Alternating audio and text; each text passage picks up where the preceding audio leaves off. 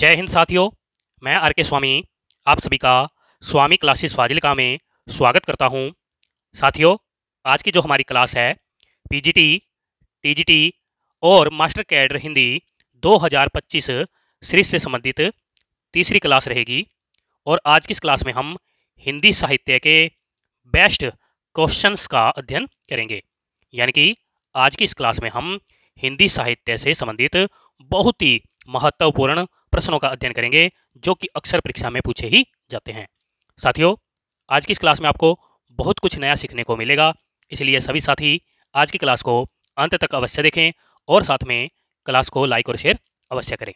अगर आप हमारे YouTube चैनल पर नए हों तो चैनल को सब्सक्राइब करें, बेल आइकन को अवश्य दबाएं ताकि आप तक नई क्लास का नोटिफिकेशन पहुंच सके। अगर आपने हमारी पहली वाली क्लासें नहीं देखी हैं तो आप प्ले लिस्ट में जाकर उन क्लासों को अवश्य देखें और हिंदी की बेहतर तैयारी करें। तो शुरू करते हैं आज की क्लास। एक बार सभी साथी वीडियो को लाइक और शेयर कर दें अपने अपने स्टडी ग्रुप में, ताकि चैनल के साथ नए साथी जुड़ सके और इन वीडियो का लाभ उठा सके। तो देखते हैं आज की क्लास का पहला क्वेश्चन। अमीर खुसरो की पहेलियों तथा मुकरियों का उद्देश्य क्या है? बहुत ही अच्छा क्वेश्चन है, सभी साथी उत्तर देंगे। ए विकल्प में है अलाउद्दीन के युद्धों का वर्णन करना, बी विकल्प में है पृथ्वीराज चौहान की वीरता का वर्णन करना, सी विकल्प में है मनोरंजन के माध्यम से लोक व्यवहार की शिक्षा देना, और डी विकल्प में है इनमें से कोई नहीं। क्या उत्तर सही होना चाहिए?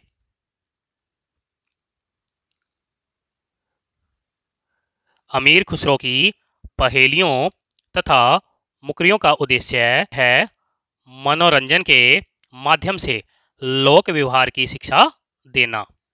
ओके जी, यानी कि इस प्रश्न का सही उत्तर है सी विकल्प।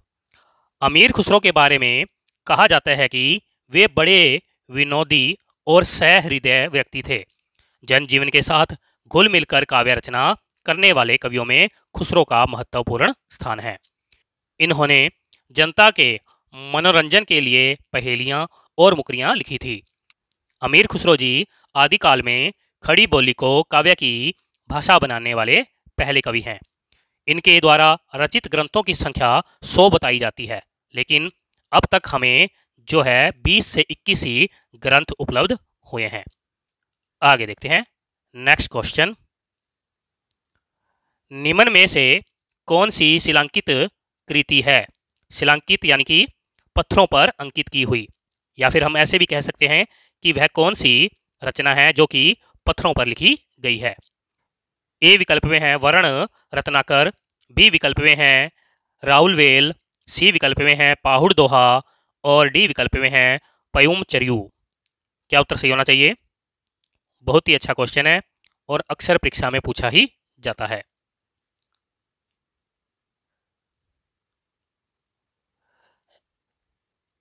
राउलवेल रचना जो है शिलांकित कृति मानी जाती है, यानी कि इस प्रश्न का सही उत्तर है बी विकल्प। राउलवेल रचना जो है पत्थरों पर लिखी गई है। यह एक गद्य पद्य मिश्रित चंपू काव्य है। राउलवेल के रचनाकार रोड़ा कवि जी माने जाते हैं। वर्ण रत्नाकर के रचनाकार ज्योतिश्वर ठाकुर जी माने जाते हैं। पाहुड़ दोहा के रचनाकार राम सिंह जी माने जाते हैं, और पयुमचर्यू के रचनाकार स्वयंभू माने जाते हैं। ओके जी, कर लोगे सभी साथी? आगे देखते हैं नेक्स्ट क्वेश्चन। निम्न में से कौन सी रचना व्याकरण ग्रंथ के रूप में प्रतिष्ठित है? ए विकल्प में दिया है कुवल्यमाला, बी विकल्प में है उक्ति व्यक्ति प्रकरण, सी विकल्प में है वर्ण रत्नाकर, और डी विकल्प में है राउलवेल। क्या उत्तर सही होना चाहिए? निम्न में से कौन सी रचना व्याकरण ग्रंथ के रूप में प्रतिष्ठित है? उत्तर दीजिए। उक्ति व्यक्ति प्रकरण रचना जो है एक व्याकरण ग्रंथ है, यानी कि इस प्रश्न का सही उत्तर है बी विकल्प। उक्ति व्यक्ति प्रकरण के रचनाकार का नाम है दामोदर दामोदर शर्मा जी। ओके जी। कुल्यमाला के रचनाकार है उद्यतन उद्यो उद्योतन उद्योतन सूरी। यानी कि कुल्यमाला रचना जो है उद्योतन सूरी जी की मानी जाती है। वर्ण रत्नाकर ग्रंथ के रचनाकार हैं ज्योतिरीश्वर ज्योतिरीश्वर ज्योतिरीश्वर ठाकुर जी। और रावलवेल ग्रंथ के रचनाकार हैं रोड़ा रोड़ा कवि जी। ओके जी, कर लोगे सभी साथी। आगे देखते हैं नेक्स्ट क्वेश्चन। चारण साहित्य किस साहित्य का दूसरा नाम है? ए विकल्प में है नाथ साहित्य, बी विकल्प में है सिद्ध साहित्य, सी विकल्प में है जैन साहित्य और डी विकल्प में है रासो साहित्य। उत्तर दीजिए। बहुत ही अच्छा क्वेश्चन है, अक्सर परीक्षा में पूछा ही जाता है। चारण साहित्य जो है रासो साहित्य का दूसरा नाम है। यानी कि इस प्रश्न का सही उत्तर है डी विकल्प। डॉक्टर ग्रेसन जी और राम कुमार वर्मा जी ने हिंदी साहित्य के प्रथम काल को चारण काल नाम दिया है। इस काल में राजाश्रित कवि अपने आश्रयदाता राजाओं के पराक्रमपूर्ण चरित्रों या गाथाओं का वर्णन करते थे। यही प्रबंध परंपरा रासों के नाम से जानी जाती है, जिसे लक्ष्य करके इस काल को वीर गाथा काल भी कहा गया है। ओके जी, कर लोगे सभी साथी। आगे देखते हैं नेक्स्ट क्वेश्चन। निम्न में से कौन 84 सिद्धों में शामिल नहीं है? ए विकल्प में है कणहप्पा जी, बी विकल्प में है कुकरिप्पा जी, सी विकल्प में है सारंगधर जी और डी विकल्प में है विरूपा जी। उत्तर दीजिए। सारंगधर जी जो हैं 84 सिद्धों में शामिल नहीं है, इसलिए इस प्रश्न का सही उत्तर है सी विकल्प। आगे देखते हैं नेक्स्ट क्वेश्चन। सिद्धों की संख्या कितनी मानी जाती है? बहुत ही अच्छा और सरल क्वेश्चन है, सभी साथी उत्तर देंगे। सिद्धों की संख्या 84 मानी जाती है, यानी कि इस प्रश्न का सही उत्तर है ए विकल्प। अलवारों की संख्या 12 मानी जाती है और नाथों की संख्या 9 मानी जाती है। 4 हमारे वेद होते हैं, यानी कि वेदों की संख्या 4 मानी जाती है। आगे देखते हैं नेक्स्ट क्वेश्चन। आदिकाल में किस प्रकार का साहित्य लिखा जा रहा था? ए विकल्प में है राजाओं की वीरता से संबंधित, बी विकल्प में है कृष्ण भक्ति पर आधारित, सी विकल्प में है जन जीवन से संबंधित और डी विकल्प में है निर्गुण की उपासना से संबंधित। क्या उत्तर सही होना चाहिए? उत्तर दीजिए सभी साथी। आदिकाल में राजाओं की वीरता से संबंधित साहित्य लिखा जा रहा था, यानी कि इस प्रश्न का सही उत्तर है ए विकल्प। आगे देखते हैं नेक्स्ट क्वेश्चन। वीर गाथाकालीन रासो काव्यों में किस विषय का वर्णन नहीं है? ए विकल्प में है युद्धों का सजीव एवं गत्यात्मक वर्णन, बी विकल्प में है आश्रयदाताओं का अतिरंजनापूर्ण वर्णन, सी विकल्प में है कृष्ण लीला का वर्णन और डी विकल्प में है इतिहास और कल्पना का सम्मिश्रण वर्णन। क्या उत्तर सही होना चाहिए? सभी साथी उत्तर दीजिए। वीर गाथाकालीन रासो काव्य में किस विषय का वर्णन नहीं है? वीर गाथाकालीन साहित्य में युद्धों का सजीव एवं गत्यात्मक वर्णन हुआ है। आश्रयदाताओं का अतिरंजनापूर्ण वर्णन भी मिलता है और वीर गाथाकालीन रासो काव्य में इतिहास और कल्पना का सम्मिश्रण वर्णन भी मिलता है। लेकिन कृष्ण लीला का वर्णन वीर गाथाकालीन रासो काव्य में नहीं मिलता है। यानी कि इस प्रश्न का सही उत्तर है सी विकल्प। ओके जी, आगे देखते हैं नेक्स्ट क्वेश्चन। हिंदी साहित्य के 700 ईस्वी से 1400 ईस्वी तक के कालखंड को जॉर्ज ग्रियर्सन जी ने क्या नाम दिया है? ए विकल्प में है आरंभिक काल, बी विकल्प में है अपभ्रंश काल, सी विकल्प में है चारण काल और डी विकल्प में है संधि काल। उत्तर दीजिए।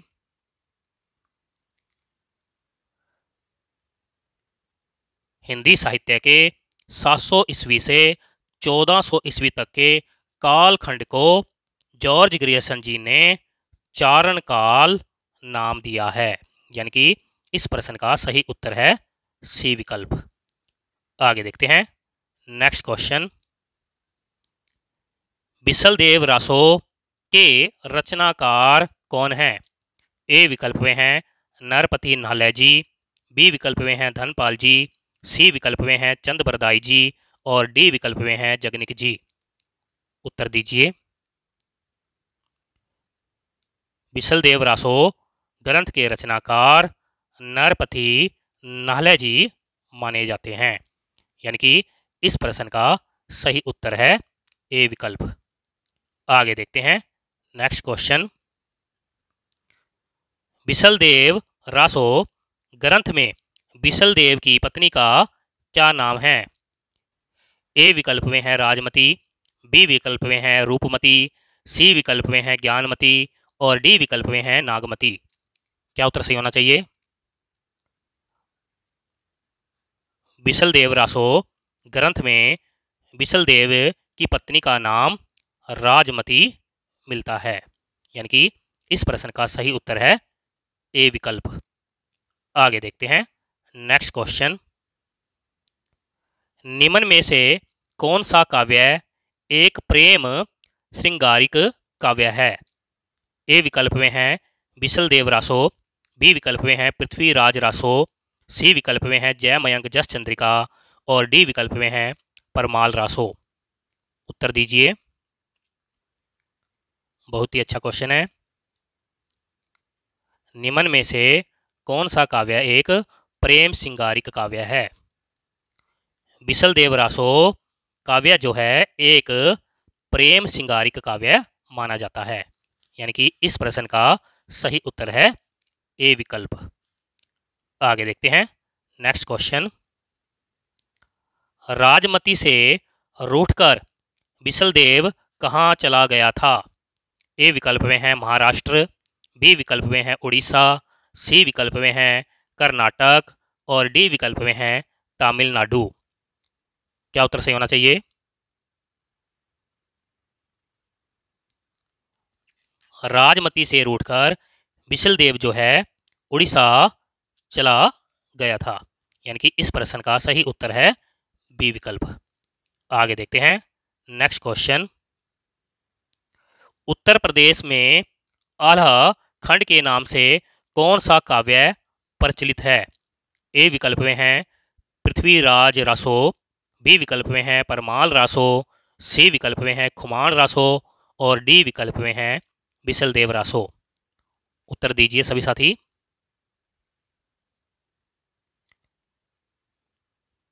उत्तर प्रदेश में आल्हा के नाम से जो काव्य मिलता है या प्रचलित है उसका नाम है परमाल रासो। ओके जी, यानी कि इस प्रश्न का सही उत्तर है बी विकल्प। परमाल रासो के रचनाकार का नाम है जगनिक जी। पृथ्वीराज रासो ग्रंथ जो है चंद बरदाई जी का माना जाता है। खुमान रासो ग्रंथ जो है दलपति विजय जी का माना जाता है। और बिसलदेव रासो ग्रंथ जो है नरपति नाहले जी का माना जाता है। ओके जी, आगे देखते हैं नेक्स्ट क्वेश्चन। आह्ला और उदल के चरित्र को वीर गीतात्मक काव्य के रूप में रचने वाले कवि का क्या नाम है? आह्ला और उदल के चरित्र को वीर गीतात्मक काव्य के रूप में रचने वाले कवि का नाम बताना है। ए विकल्प में है नरपति नाहले जी, बी विकल्प में है दलपति विजय जी, सी विकल्प में है जगनिक जी और डी विकल्प में है चंदबर दाई जी। उत्तर दीजिए। आह्ला और उदल के चरित्र को वीर गीतात्मक काव्य के रूप में रचने वाले कवि का नाम है जगनिक जी, यानी कि इस प्रश्न का सही उत्तर है सी विकल्प। आगे देखते हैं नेक्स्ट क्वेश्चन। आल्हा और उदल किस राजा के सामंत थे? ए विकल्प में है राजा परमाल, बी विकल्प में है राजा कीर्तिदत्त, सी विकल्प में है राजा औरंगजेब और डी विकल्प में है राजा अकबर। क्या उत्तर सही होना चाहिए? उत्तर दीजिए सभी साथी। आह्ला और उदल जो हैं राजा परमाल के सामंत थे, यानी कि इस प्रश्न का सही उत्तर है ए विकल्प। आगे देखते हैं नेक्स्ट क्वेश्चन। 12 बरिस लो कुकर जीवे अरु 13 लो जिये सियार, बरिस 18 क्षत्रिय जीवे आगे जीवन को धिक्कार। पंक्तियां किसकी है? ए विकल्प में है चंद बरदाई जी, बी विकल्प में है दलपति विजय जी, सी विकल्प में है नरपति नाहले जी और डी विकल्प में है जगनिक जी। उत्तर दीजिए। बहुत ही अच्छा क्वेश्चन है और अक्सर यह पंक्तियां परीक्षा में पूछी ही जाती है। सभी साथी उत्तर देंगे। यह पंक्ति जगनिक जी की मानी जाती है, यानी कि इस प्रश्न का सही उत्तर है डी विकल्प। यह पंक्तियां जो है परमाल रासो ग्रंथ से ली गई है। ओके जी, आगे देखते हैं नेक्स्ट क्वेश्चन।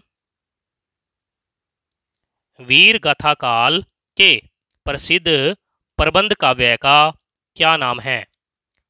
वीर गाथा काल के प्रसिद्ध प्रबंध काव्य का नाम बताना है।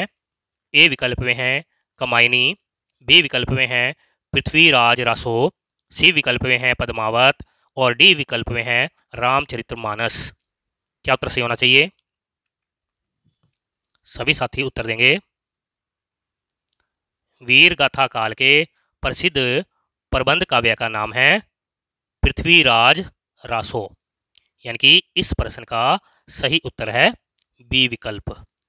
पृथ्वीराज रासो ग्रंथ के रचनाकार का नाम है चंदबर दाई जी। कमायनी जो है जयशंकर प्रसाद जी की रचना मानी जाती है। पद्मावत के रचनाकार जयसी जी माने जाते हैं। रामचरितमानस के रचनाकार तुलसीदास जी माने जाते हैं।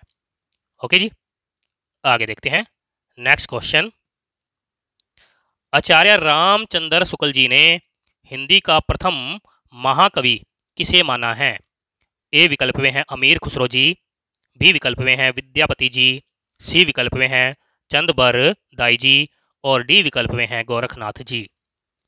उत्तर दीजिए। आचार्य रामचंद्र शुक्ल जी ने हिंदी का प्रथम महाकवि जो है चंदबर दाई जी को माना है, यानी कि इस प्रश्न का सही उत्तर है सी विकल्प। आगे देखते हैं नेक्स्ट क्वेश्चन। पृथ्वीराज रासो को हिंदी का प्रथम महाकाव्य कहने वाले आलोचक का क्या नाम है? ए विकल्प में है डॉक्टर बच्चन सिंह जी, बी विकल्प में है हजारी प्रसाद द्विवेदी जी, सी विकल्प में है आचार्य रामचंद्र शुक्ल जी और डी विकल्प में है डॉक्टर रामविलास शर्मा जी। उत्तर दीजिए। बहुत ही अच्छा क्वेश्चन है और अक्सर परीक्षा में पूछा ही जाता है।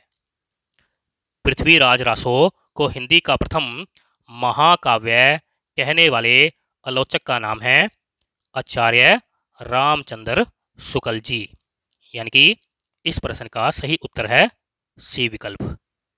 आगे देखते हैं नेक्स्ट क्वेश्चन,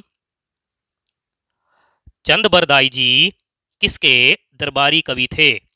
ए विकल्प में हैं महाराज बिसल देव जी, बी विकल्प में हैं महाराज हमीर जी, सी विकल्प में हैं महाराणा प्रताप जी और डी विकल्प में हैं महाराज पृथ्वीराज चौहान जी।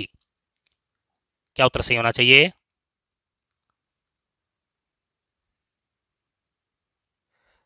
चंद बरदाई जी महाराज पृथ्वीराज चौहान जी के दरबारी कवि थे, यानी कि इस प्रश्न का सही उत्तर है डी विकल्प। आगे देखते हैं नेक्स्ट क्वेश्चन, महाराज पृथ्वीराज चौहान जी किसके प्रति अनुरक्त था? ए विकल्प में है चंद्रिका, बी विकल्प में है पद्मिनी, सी विकल्प में है संयोगिता और डी विकल्प में है कमला। उत्तर दीजिए।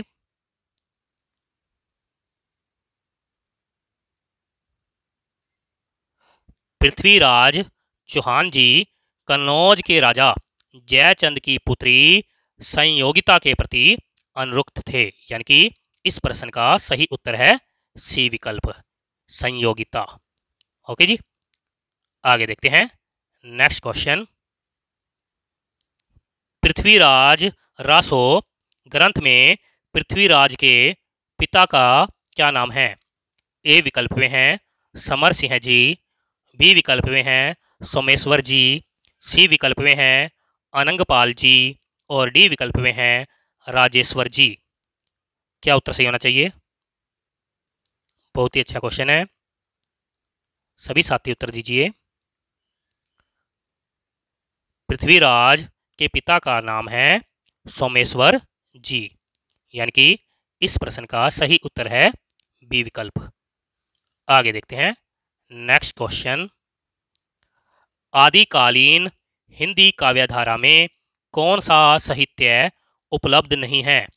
ए विकल्प में है नाथ साहित्य, बी विकल्प में है सिद्ध साहित्य, सी विकल्प में है सिख साहित्य और डी विकल्प में है जैन साहित्य। उत्तर दीजिए। आदिकालीन हिंदी काव्यधारा में जो है सिख साहित्य उपलब्ध नहीं है, यानी कि इस प्रश्न का सही उत्तर है सी विकल्प। आदिकाल में हमें नाथ साहित्य, सिद्ध साहित्य और जैन साहित्य, यह तीनों ही साहित्य उपलब्ध मिलते हैं। आगे देखते हैं नेक्स्ट क्वेश्चन, 1050 विक्रमी संवत से 1375 विक्रमी संवत की काल अवधि में लिखे गए हिंदी साहित्य को वीर गाथा काल नाम किसने दिया था? ए विकल्प में हैं डॉक्टर नगेंद्र जी, बी विकल्प में हैं आचार्य रामचंद्र शुक्ल जी, सी विकल्प में हैं राहुल साकृत्यायन जी और डी विकल्प में हैं विश्वनाथ प्रसाद मिश्र जी। उत्तर दीजिए। 1050 विक्रमी संवत से 1375 विक्रमी संवत की काल अवधि में लिखे गए हिंदी साहित्य को वीर गाथा काल जो है नाम आचार्य रामचंद्र शुक्ल जी ने दिया है, यानी कि इस प्रश्न का सही उत्तर है बी विकल्प। आगे देखते हैं नेक्स्ट क्वेश्चन, निम्न में से कौन सी रचना वीर गाथा काल की नहीं है? ए विकल्प में है आलाखंड, बी विकल्प में है संदेश रासक, सी विकल्प में है खुमान रासो और डी विकल्प में है भक्तमाल। उत्तर दीजिए।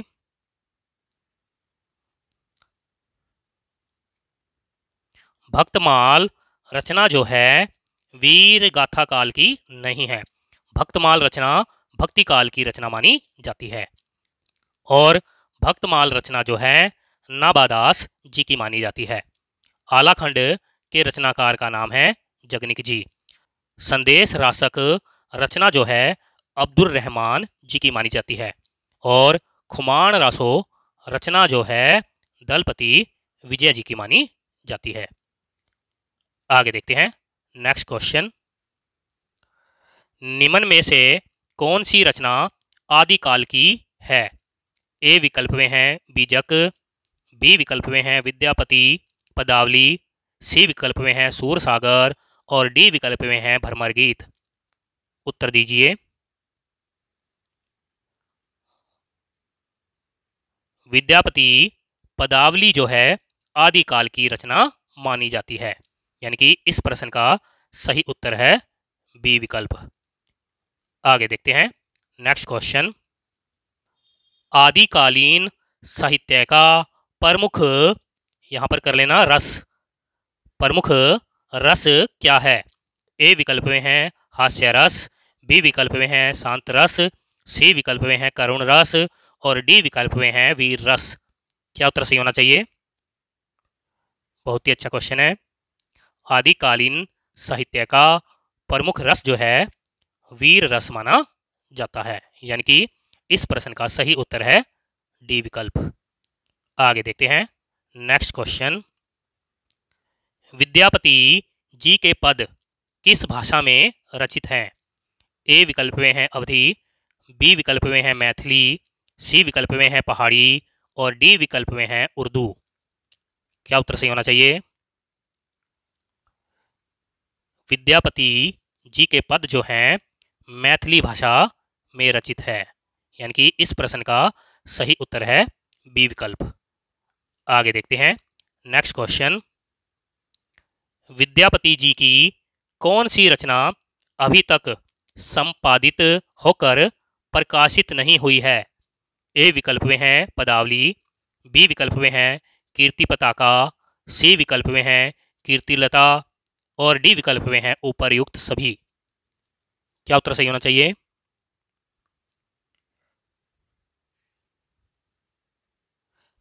विद्यापति जी की कीर्ति पताका रचना जो है अभी तक संपादित होकर प्रकाशित नहीं हुई है, यानी कि इस प्रश्न का सही उत्तर है बी विकल्प। यह तीनों ही रचना जो है विद्यापति जी की मानी जाती है। आगे देखते हैं नेक्स्ट क्वेश्चन। निम्न में से किस रचना के आधार पर विद्यापति जी को मैथिल कोकिल कहा जाता है? ए विकल्प में है पदावली, बी विकल्प में है कीर्तिलता, सी विकल्प में है कीर्ति पताका और डी विकल्प में है भू परिक्रमा। क्या उत्तर सही होना चाहिए?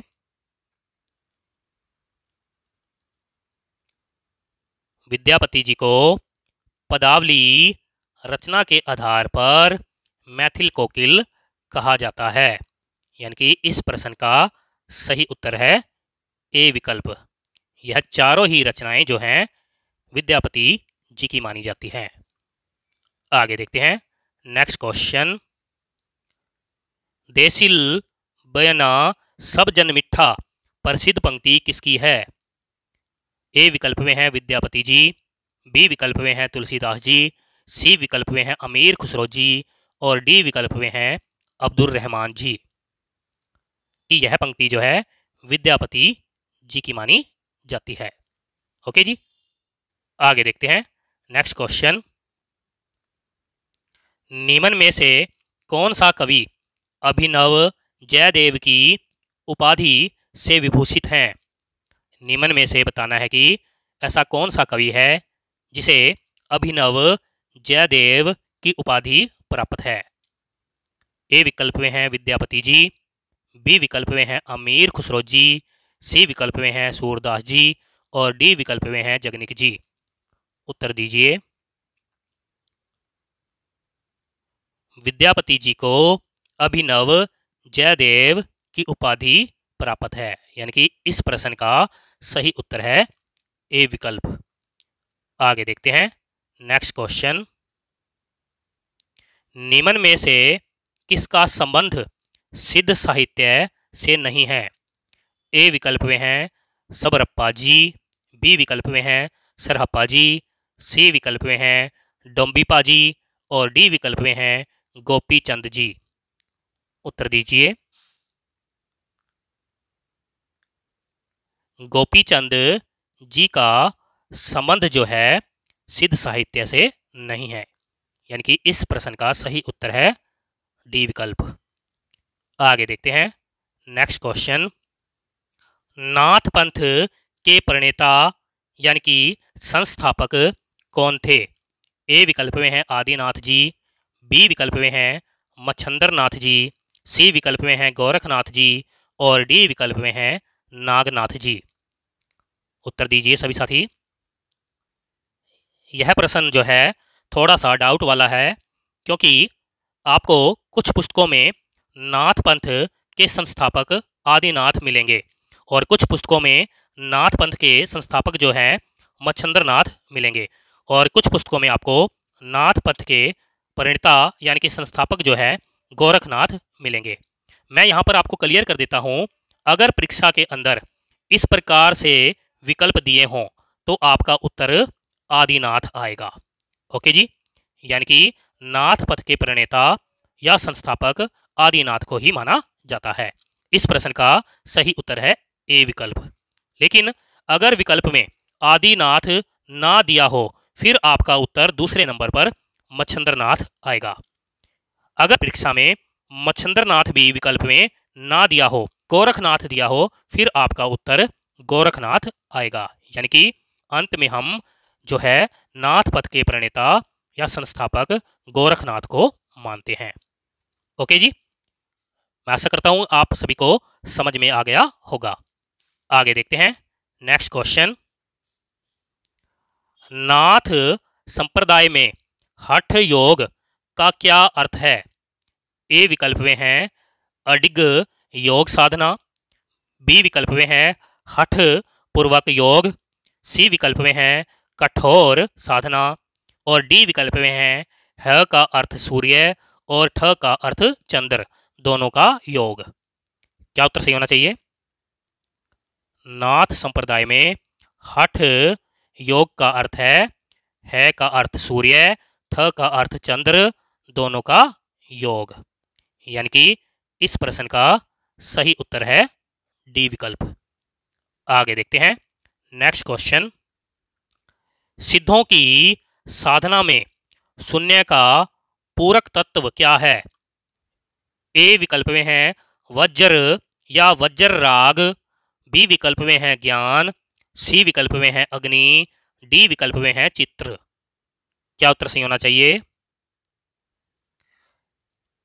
सिद्धों की साधना में शून्य का पूरक तत्व जो है वज्र यानी कि वज्र राग होता है। इस प्रश्न का सही उत्तर है ए विकल्प। यहाँ पर कहने का भाव है कि राग ही वज्र है, उपाय है और मुद्रा के आगे महामुद्रा साधना का पूरक है। ओके जी, कर लोगे सभी साथी याद? आगे देखते हैं नेक्स्ट क्वेश्चन। सिद्ध कवियों द्वारा प्रयुक्त भाषा को क्या कहा जाता है? ए विकल्प में है अपभ्रंश, बी विकल्प में है अवहट, सी विकल्प में है डिंगल और डी विकल्प में है संध्या या साध्या। क्या उत्तर सही होना चाहिए? उत्तर दीजिए सभी साथी। सिद्ध कवियों द्वारा प्रयुक्त भाषा को संध्या या साध्या भाषा कहते हैं। यानी कि इस प्रश्न का सही उत्तर है डी विकल्प। संध्या भाषा वस्तुतः अंत साधनात्मक अनुभूतियों का संकेत कराने वाली प्रतीक भाषा है। यानी कि संध्या भाषा जो है एक संकेतिक भाषा मानी जाती है। इस भाषा का यानी कि इस भाषा शैली का उपयोग जो है नाथों ने भी किया है। ओके जी, आगे देखते हैं नेक्स्ट क्वेश्चन। निम्न में से सिद्ध साहित्य के विषय में कौन सा कथन असत्य है? ए विकल्प में है सिद्ध साहित्य का झुकाव सहज साधना की ओर है, बी विकल्प में है सिद्ध साहित्य की रचना चर्यापदों और दोहों में हुई है, सी विकल्प में है सिद्ध साहित्य के प्रथम कवि सरहप्पा जी हैं और डी विकल्प में है सिद्ध साहित्य का प्रणयन पिंगल भाषा में हुआ है। क्या उत्तर सही होना चाहिए? उत्तर दीजिए सभी साथी। सिद्ध साहित्य का झुकाव सहज साधना की ओर है, यह कथन बिल्कुल सत्य है। सिद्ध साहित्य की रचना चर्यापदों और दोहों में हुई है, यह कथन भी बिल्कुल सही है। सिद्ध साहित्य के प्रथम कवि सरहप्पा जी माने जाते हैं, यह कथन भी बिल्कुल सही है। लेकिन सिद्ध साहित्य का परिणयन पिंगल भाषा में हुआ, यह कथन असत्य है और हमें जो है असत्य कथन को ही चुनना था। यानी कि इस प्रश्न का सही उत्तर है डी विकल्प। आगे देखते हैं नेक्स्ट क्वेश्चन। निम्न में से कौन सी रचना अमीर खुसरो जी की नहीं है? ए विकल्प में है पुरुष परीक्षा, बी विकल्प में है खालिक बारी, सी विकल्प में है दो सुखने और डी विकल्प में है नो सिपहर। क्या उत्तर सही होना चाहिए? बहुत ही अच्छा क्वेश्चन है और अक्सर परीक्षा में पूछा ही जाता है। पुरुष परीक्षा रचना जो है अमीर खुसरो जी की नहीं है। इस प्रश्न का सही उत्तर है ए विकल्प। पुरुष परीक्षा रचना जो है विद्यापति जी की मानी जाती है। कर लोगे सभी साथी याद?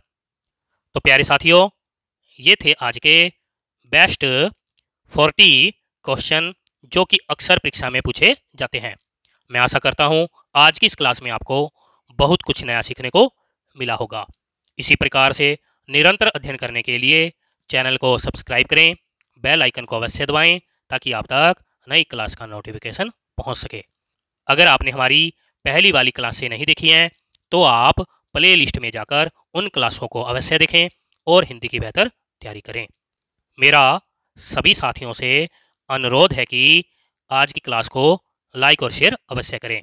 साथ में चैनल के साथ नए साथियों को जोड़ें ताकि वह भी इन वीडियो का लाभ उठा सके। तो मिलते हैं अगली क्लास में, तब तक के लिए जय हिंद।